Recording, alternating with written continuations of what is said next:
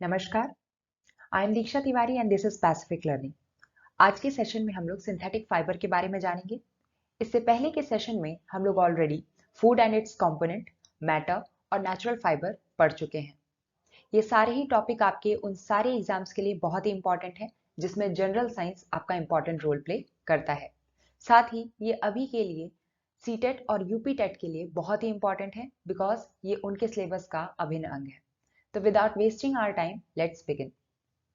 सबसे पहले फाइबर को समझने के लिए हमें समझना होगा कि पॉलीमर क्या होता है। तो अगर हम पॉलीमर की बात करें तो पॉलीमर वो सब्सटेंस हैं जो हायर मॉलिक्यूलर वेट के होते हैं और कई सारे छोटे छोटे यूनिट से मिल करके बनते हैं। अगर मैं इसकी डेफिनेशन की बात करूं तो सिंपल सा साधारण सा इसका डेफिनेशन है, a polymer is a compound of high molecular weight formed by union of large number of low molecular weight molecules called monomer। तो सबसे पहले मोनोमर समझते हैं।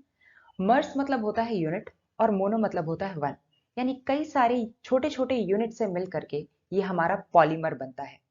हमें मालूम है पॉली का मतलब होता है बहुत ज्यादा, तो कई सारे छोटे छोटे यूनिट्स को अगर हम मिला दें ये कई तरीके से बनते हैं केमिकली। हमने ऑलरेडी 11th क्लास के और 12th क्लास के एनसीईआरटी में ये पढ़ा है। तो ये आप वहां से जाकर के रिवाइज कर सकते हैं, बट ये अभी सीटेट और यूपी टेट के लिए बहुत इंपॉर्टेंट नहीं है। आपको जनरल आइडिया होना चाहिए कि पॉलीमर होता क्या है। तो पॉलीमर वो सब्सटेंस हैं जिनके मॉलिक्यूलर वेट बहुत ज़्यादा हायर होते हैं। और ये हायर क्यों होते हैं? बिकॉज ये कई सारे छोटे छोटे मोनोमर्स के बने होते हैं। और ये मोनोमर्स आपके अलग अलग भी हो सकते हैं या फिर सिंगल भी हो सकते हैं। For example polythene. पॉलीथीन में आपका इथीन जो है वो होता है आपका मोनोमर, और कई सारे इथीन मॉलिक्यूल्स मिल करके पॉली इथीन का निर्माण करते हैं। तो यहाँ पे इथीन मोनोमर हो गया और पॉली इथीन आपका पॉलीमर हो गया। हम यहाँ पे ये चीज क्यों पढ़ रहे हैं, ये बहुत इंपॉर्टेंट है बिकॉज जो फाइबर्स होते हैं वो भी आपके पॉलीमर्स ही होते हैं। इससे पहले जो हमने कॉटन जूट के बारे में पढ़ा वो भी आपके पॉलीमर्स ही थे। आज जो हम पढ़ने जा रहे हैं सिंथेटिक फाइबर, वो भी आपके पॉलीमर्स ही होते हैं फिब्रस फॉर्म में। तो बारी बारी से हम देखते हैं कि सिंथेटिक फाइबर में कौन कौन से मोनोमर होते हैं, उनकी क्या क्वालिटीज होती है। तो लेट्स बिगिन। सबसे पहले हम देख लेते हैं सिंथेटिक फाइबर पॉलीमर्स ही होते हैं हायर मॉलिक्यूलर वेट के। ओके, जो कि किस फॉर्म में मिलते हैं? फिब्रस फॉर्म में मिलते हैं, अभी अभी जैसे बताया हमने। आज के सेशन में हम लोग सबसे पहले कवर करेंगे रेयॉन को। रेयॉन आपका एक्चुअली कंप्लीटली सिंथेटिक नहीं होता है, सो हम इसे सेमी सिंथेटिक ट्रीट करते हैं बिकॉज इसमें दोनों एक्चुअली इसके निर्माण में दोनों फैक्टर्स ही बहुत ही इंपॉर्टेंट है, नेचुरल भी और केमिकल भी। दैट्स वाई इसको सेमी सिंथेटिक कहा जाता है। आफ्टर दैट हम लोग पढ़ेंगे नायलन के बारे में, उसके बाद हम लोग कवर करेंगे पॉलिएस्टर, और आफ्टर दैट हम कवर करेंगे एक्रेलिक। सो आज की सेशन में हम लोग इन चार टॉपिक को कवर करेंगे बारी बारी से। इनके इंपॉर्टेंस के बारे में समझेंगे, इनके यूजेस के बारे में समझेंगे, क्योंकि सीटेट और यूपी टेट जैसे एग्जाम में डायरेक्टली आप लोग से पूछ सकता है कि इसमें कौन सा पॉलीमर मिलता है, या वो कौन सा पॉलीमर है जो सिल्क की तरह दिखता है, सिंथेटिक पॉलीमर का नाम बताइए। वो कौन सा पॉलीमर है जो जिसका अपीयरेंस वुल की तरह होता है, क्वालिटी वुल की तरह होती है। तो ये सारी छोटे छोटे क्वेश्चंस हैं जो आपका आज कवर हो जाएगा। सो देखते हैं।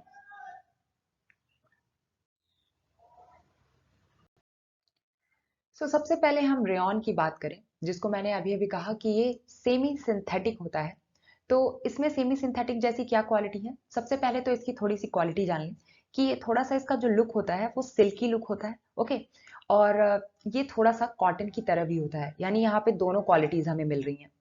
दूसरा, ये किसका बना होता है? एक्चुअली में ये वुड पल्प, तो ये सेलुलोज का बना होता है, यानी कि वुड पल्प का बना होता है। यानी कि इसको ऑब्टेन तो नेचुरली किया जाता है बट इसको ट्रीट करते हैं केमिकली। दैट्स वाई ये सेमी सिंथेटिक के कैटेगरी में आता है।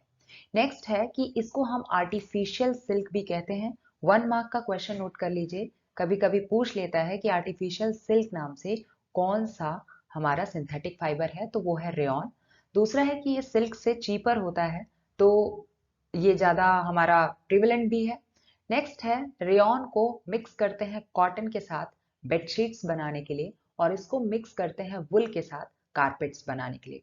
तो ये इसके यूजेस में आ गया। Okay, so that was rayon. इसको सिंथेटिक क्यों कहते हैं ये भी हमने देखा, इसकी क्वालिटी क्या है ये भी हमने अभी समझा। नेक्स्ट है आपका नायलन। नायलन भी आपका एक सिंथेटिक फाइबर है जिसके रॉ मटेरियल्स होते हैं कोल, वाटर एंड एयर। इसके अलावा यह हमारा फर्स्ट सिंथेटिक फाइबर है, यानी कि इससे पहले जो हम लोग ने रेयॉन पढ़ा था वो तो सेमी सिंथेटिक था, बट ये हमारा फुल्ली सिंथेटिक होता है। ओके, और ये इतना ज्यादा स्ट्रांग होता है कि इसका कंपैरिजन हम स्टील वायर से कर रहे हैं। ठीक है, this is stronger than steel wire. इसके बाद ये पॉली अमाइड भी कहलाता है बिकॉज इसके मोनोमर में अमाइड ग्रुप होते हैं। अमाइड ग्रुप वो होते हैं जो कार्बोक्सिल ग्रुप के साथ नाइट्रोजन अटैच होता है। ठीक है, इसके बारे में भी आपने अपने ऑर्गेनिक केमिस्ट्री में 11-12 में पढ़ा होगा। इतना डेप्थ में जाने की जरूरत नहीं है, जस्ट जनरल आइडिया होना चाहिए कि it is a poly amide because इसमें अमाइड ग्रुप भी होता है। नेक्स्ट थिंग है कि ये केमिकली बहुत इनर्ट होता है, रिएक्ट नहीं करता है जल्दी। ठीक है, तो ये सेफर पोजीशन है इसकी। नेक्स्ट है ये हीट रेजिस्टेंस भी होता है। दूसरा काफी टफ और स्ट्रांग होता है, या इतना स्ट्रांग होता है कि जैसे पैराशूट के जो तार रोप्स होते हैं, प्लस जो रॉक क्लाइंबिंग के लिए रोप्स इस्तेमाल किए जाते हैं वो नायलन के ही बने होते हैं। ठीक है, तो इससे आप अंदाजा लगा सकते हो। इसके अलावा बहुत ही इलास्टिक होता है, लस्टरस होता है और वॉशेबल होता है, काफी इजी होता है इसे वॉश करना। आफ्टर दैट, अभी मैंने जैसे आपको बताया कि इसके क्या क्या एप्लीकेशंस हैं, तो रोप बनाने में, टेंट बनाने में, ब्रश बनाने में, बेल्ट्स बनाने में, कर्टन्स बनाने में भी इसका इस्तेमाल किया जाता है। तो काफी यूजफुल सिंथेटिक फाइबर है और काम को काफी इजी बना देता है। Okay, polyester. ओके, तो यहाँ पे आपको नाम से ही पता चल रहा होगा, पॉलीएस्टर। पॉली मतलब हो गया बहुत सारे, एस्टर मतलब हो गया जो आपने ऑर्गेनिक केमिस्ट्री में पढ़ा होगा। एस्टर एक आपका कंपाउंड होता है। ठीक है, ऑर्गेनिक कंपाउंड होता है जो कि आपका एक्चुअल में अल्काइल ग्रुप अगर रिप्लेस कर देता है हाइड्रोजन को कार्बोक्सिलिक ग्रुप से, एसिड से, तो उसे एस्टर कहा जाता है। ठीक है, तो इतना डेप्थ में जाने की आपको जरूरत नहीं है। तो यहाँ पे ये पॉलीएस्टर एक्चुअली में पॉलीमर है किसका, एस्टर का। ठीक है, मोनोमर क्या है यहाँ पे, एस्टर। तो इसकी क्वालिटीज देखते हैं क्या है। यहाँ पे जैसा मैंने अभी बताया, made up of repeating unit of ester. Ester बार बार रिपीट होता है, आपस में जुड़ता है, तो पॉलीएस्टर बनता है आपका। ठीक है, ये जल्दी रिंकल नहीं होते, सिकुड़ते नहीं है बहुत जल्दी। तो जो कपड़े इनके बने होते हैं वो जल्दी सिकुड़ते नहीं है, प्रेस करने की बार बार जरूरत नहीं पड़ती है। ओके, क्रिस्प फॉर्म में हमेशा रहते हैं। तो टेरिलीन के बारे में है, टेरिलीन आपका एक पॉलिएस्टर ही होता है। ठीक है, टेरिलीन को हम डिक्रोन भी कहते हैं या फिर टेरीन भी कहते हैं।